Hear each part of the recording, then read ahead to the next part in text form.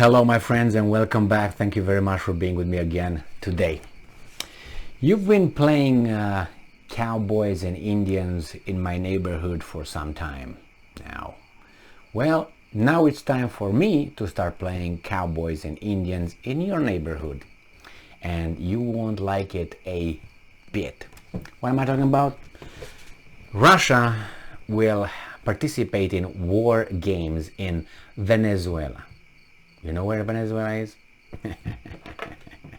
All right. See how now the United States will be okay with that, with sovereignty and freedom and democracy. So this article comes from Miami Herald, August 19th, 2022. Russia holds war games in Venezuela, sending alarming signals throughout Latin America. There's not Latin. No, let me make it different. Russia holds war games in Venezuela, sending hopeful and loving signals throughout Latin America. Why? Latin America loves Russia. I know who Latin America doesn't love. and why CIA did too many strikes in South America, Latin America. Alarming signals. All right, so snipers from Russia and other countries hostile to the United States are competing in war games being held this week in Venezuela in events described as Olympic Games for soldiers that were organized not only to show that Moscow still has friends, but also that some of them are in Latin America. Well, any problems here? No. Yes, of course. The international war games have been held yearly since 2015, following Russia's annexations of Crimea, and Venezuela has participated from their beginning. But this year's games are the first held in Latin America and include participants from Cuba, Bolivia, Nicaragua, the ones that were just kicked in the balls lately by Uncle Tom. All right, so forces from Burma, Belarus, Abkhazia, Uzbekistan, China, India, Pakistan, and Indonesia. So we have China, atomic nuclear bombs, India, atomic nuclear bombs, Pakistan, atomic nuclear bombs, Russia, atomic nuclear bombs, right there. Indonesia, among others, also participate in the competitions.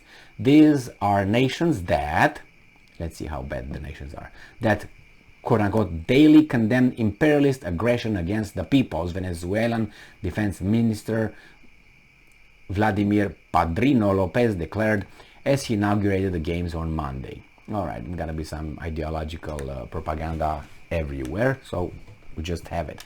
The games are held at a time when Russia's being harshly criticized for its military invasion in Ukraine. By whom? And I'm going to read the rest because it's BS. This year's games seek to remind the world that Russia still has friends, but observers believe that the fact that they are being held in Venezuela could have a longer lasting effect. And I'm quoting, "In a sense, this seeks to normalize and pave the way for a large military presence in Latin America," says Joseph Humire, executive director of the Center for a Secure Free Society, a Washington-based think tank. These games could open the door to larger military operations and games in the future, involving not only Russia but also China and Iran. Okay, I didn't think that anybody owns Latin America but Latin American countries, right? The region already saw this a few years ago with the first flight of Iranian planes to Venezuela. The planes, whose contents remain a mystery, initially caused great alarm in Venezuela Why? And among observers of the Nicolas Maduro regime, but then became so frequent that they ultimately went unnoticed, Humire said. And I'm quoting, "It is already normal for Venezuelans, and today they are fighting from Iran. There are flights from Iran that are constantly arriving. They are participating in activities that are worrisome and alarming, but that people are not paying attention anymore," Humire said. The games are held at the Terepamilla military fort located in the central western state of Lara. where specialized sniper teams from participating countries compete for bragging rights. Yes, although the number of soldiers present in Venezuela have not been disclosed, experts, yeah, don't know everything, estimate that they could add up to hundreds of troops, given that in previous war games, countries participating nearly 30. Oh, neared 30. The competitors, which in the past have tested detachments of tanks, artillery and amphibious operations, are scheduled to last until August 27 and show the willingness of the Caracas regime to turn Venezuela into a platform for a series of anti-American activities. The thing is like this: if I like color white, it does not mean that I hate color black. Okay?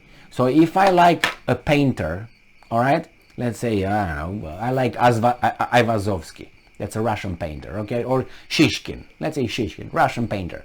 He liked to paint the forest and great painter. Ivazovsky likes to paint the sea. Fantastic painters. So if I like Ivazovsky, it doesn't mean I don't like Gauguin, or I don't know, I don't like other ones, right? Van Gogh, but I don't like Van Gogh, just so you know, but just, I don't like it because I don't like it. I don't like the Dadaists and the Impressionists and those guys. Not really. I like more like realist paintings.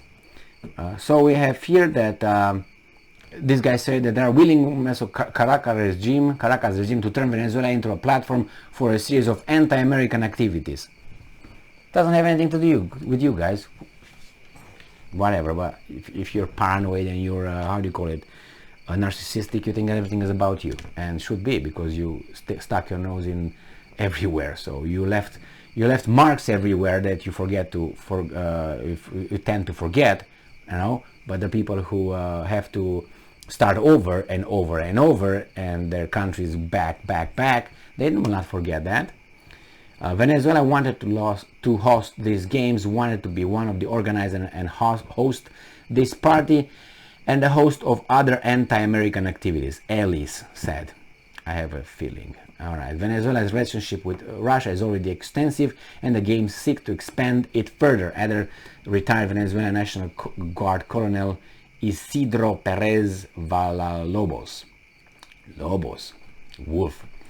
But the games also seek to promote Moscow and other participants' countries' armies' sales in the region, yes, although not necessary to regular armed forces, he added. Well, what do you want? And then he says, it's about selling money, weapons. Yes, it is about selling weapons.